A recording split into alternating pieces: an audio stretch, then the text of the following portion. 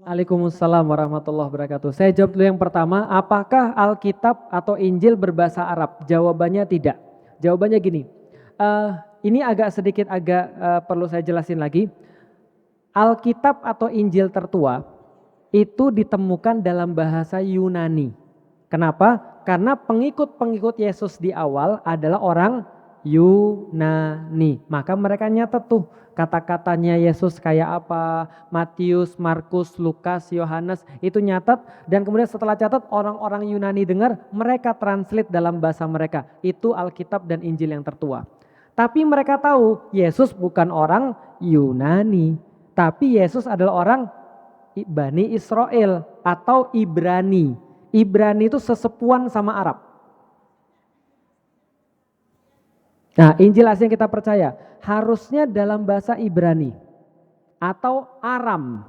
Nah, kenapa Ustadz kayaknya ragu-ragu? Karena mereka juga ragu-ragu.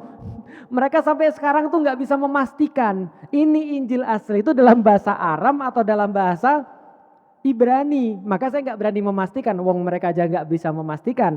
Karena mereka duga Yesus itu berbahasa Ibrani atau bahasa yang lebih tua, yaitu bahasa Mesopotamia, bahasa Aram. Nabi Ibrahim itu kemungkinan besar berbahasa Aram, bahasa Mesopotamia.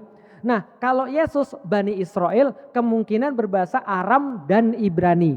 Nah, kita nggak tahu Injil asli ini dalam bahasa apa. Kenapa? Beda dengan Nabi Muhammad. Nabi Muhammad pas lagi baca Quran, sahabat langsung ngapalin. Begitu mereka semua langsung ngapalin, Rasul bilang, Ibnu Mas'ud sini, oke Ibnu Mas'ud sini, bacain Quran kepada saya yang sudah kamu hafal. Ibnu Mas'ud bilang, jangan Rasul, masa saya bacain Al-Quran, kan kamu yang diturunin. Rasul bilang, enggak apa-apa, baca aja. Ternyata Rasul lagi ngecek hafalan dia. Maka kemudian ketika yang dibacain, Rasul bilang, yang ini tempatin di sini, yang ini setelah ayat ini, yang ini tempatin di sini. Itu semua Rasul yang ngatur. Dan ditulis oleh para sahabat. Ada tulisnya di tulang, ada tulisnya di kulit, ada di pelepah kurma. Maka sudah bisa dicek benar salahnya pada saat itu. Orang-orang Nasrani nggak ada gitu. Karena penulisan kitab pertama itu jauh setelah Yesus wafat. Bisa dipahami sampai di sini Ibu sekalian? Nah, maka bahasanya apa? Wallahu a'lam bishawab. Nah, tapi yang sudah saya katakan, orang Israel sekarang, Yahudi sekarang, bahasanya apa? Ibrani. Tapi mereka ngambil kamusnya dari bahasa Arab. Contoh, kalau kita bilang salam, kalau mereka bilang shalom. Gitu kan ya. Mereka bilang bed, kita bilang bait. Bait rumah mereka bilang bed. Ya kalau kayak orang Jawa sama orang Sunda lah kira-kira begitu. Nah jadi kalau gitu bahasanya asli apa? Wallahu a'lam bishawab, tapi kemungkinan besar Aram atau Ibrani, bukan bahasa Arab. Kalau bahasa Arab itu lain lagi. Sepupuan Ibrani sama Arab itu satu keturunan. Sama-sama keturunan namanya keturunan Sem. Jadi anaknya Nuh ada 3, Sem, Ham, Yafid. Keturunan para nabi dari keturunan Sem. Jadi kira-kira gitu. Jadi itu adalah saudaraan sama orang-orang Arab gitu kan ya. Yang kedua, bagaimana cara menaikkan keimanan? Karena keimanan kita sering naik dan turun. Al-imanu yazid wal yankus. Rasulullah nyampein kepada kita iman itu bisa naik dan bisa turun. Artinya bukan kalau naik beriman turun kafir, bukan. Oh berarti kalau lagi turun berarti saya lagi kafir, enggak. Tapi pengaruh keimanan itu bisa jadi tinggi, bisa jadi rendah. Apa kata para ulama? Yazid bit ta'ah wal yankus bil maksiyah.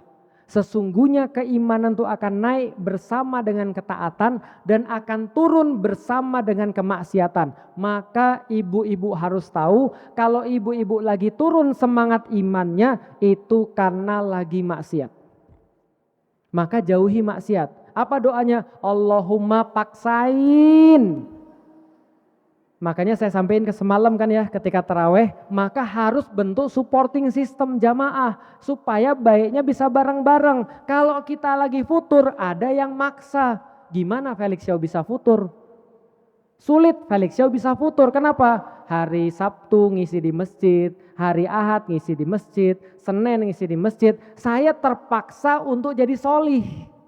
Paham ibu-ibu sekalian? Terpaksa untuk jadi solih. Kenapa? Karena saya bertemu dengan ibu-ibu yang solehah. maka saya terpaksa untuk jadi soleh. Kalau ibu-ibu mau naik terus, datang berjamaah terus di masjid. Kalau lagi ada majelis, paksain datang. Kalau misalnya kita tahu sudah kita malas, telepon teman kita, minggu depan, pekan depan, jangan lupa samperin saya di rumah. Kalau saya banyak alasan, berarti saya lagi malas, kamu harus paksain saya. Ingetin saya kalau saya lagi malas. Ah itu pentingnya supporting system atau jamaah. Bisa dipahami ibu sekalian, naiknya dengan taat, turunnya dengan maksiat. Jadi perbanyak taat.